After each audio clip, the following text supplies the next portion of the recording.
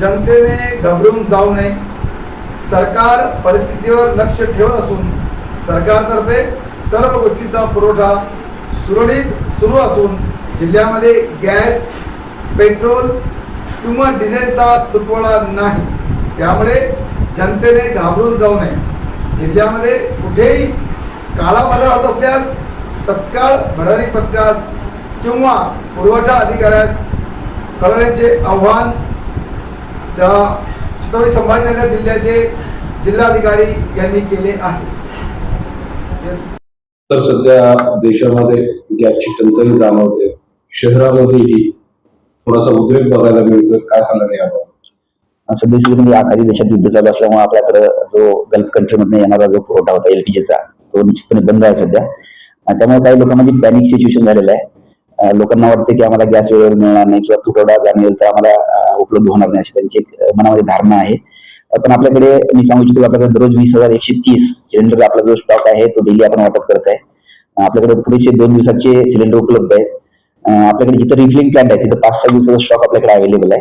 त्यामुळे कुठल्याही नागरिकांनी गोंधळून न जाता 25 दिवसानंतर जो आपला नंबर लागेल त्या दिवशीच आपलं मागणी करावी, जेणेकरून कुठल्या एजन्सीवर आपल्याला रांगा लावण्याची आवश्यकता पडणार नाही, उन्हामध्ये थांबण्याची आवश्यकता पडणार नाही। तुम्ही रांगा जर लागला तर तुम्हाला त्या दिवशी उपलब्ध होणार नाही। ज्या दिवशी तुमचा नंबर असेल त्या दिवशी तुम्हाला ते उपलब्ध होईल। त्यामुळे सिच्युएशन चांगली आहे। परिस्थिती जरी बिकट असली तरी घाबरून जाण्याची आवश्यकता नाहीये। म्हणून सर्व नागरिकांना नम्र विनंती आहे, कृपया पॅनिक होऊ नका, गोंधळ करू नका। आपला जो डोमेस्टिक गॅस आहे तो आपल्याकडे सफिशियंट उपलब्ध आहे आणि तो आपल्याला वेळेवर मिळेल याची दक्षता जिल्हा प्रशासन व तिन्ही ऑइल कंपनीचे सेल्स ऑफिसर हे दररोज त्याचा रिव्ह्यू घेत आहेत आणि त्याची दररोज पूर्तता आपण करत आहोत। सर, पण आपण वारंवार आवाहन करत आहात जनतेला, पण जनता आजही एजन्सीवर रांगा लावून उभे आहे, कसं बघायचं याकडे? बरोबर आहे। लोकांमध्ये अजूनही थोडीशी जनजागृती आपली 100% होत नाही असं मला वाटतं। तरी लोकांना आपल्या माध्यमातून आम्ही तीच विनंती करतोय की आम्ही पेपरमधून पण ते देतोय की आपण जास्त गोंधळून गेल्यामुळे हा परिस्थिती उद्भवत आहे। त्यामुळे रांगा लावण्याची आवश्यकता नाहीये, कारण जास्त कॉल गेल्यामुळे त्यांची सिस्टम हँग होत आहे। त्यामुळे कॉल सुद्धा अवेलेबल होत नाहीत गॅस कंपनीच्या मागणीचे, आणि रांगा लावून तुमचा नंबर लागेल याची गॅरंटी बिलकुल नाहीये। त्यामुळे रांगा न लावता आपलं 25 दिवस संपले की आपल्याला गॅस मिळणार आहे याची दक्षता आपण घ्यावी।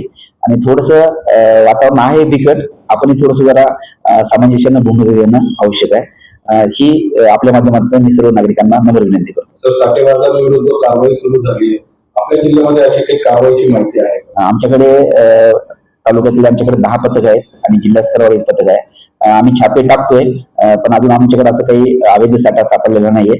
पण आमची वारंवार तीच आमची तयारी अशी आहे की कुठलेही साठा होणार नाही, चुकीच्या लोकांकडे आपलं गॅस सिलेंडर जाणार नाही आणि लोक जास्त पैसे देऊन विक्री करणार नाहीत, यावर आमचं निश्चितपणे कडक निर्बंध लादले जातील।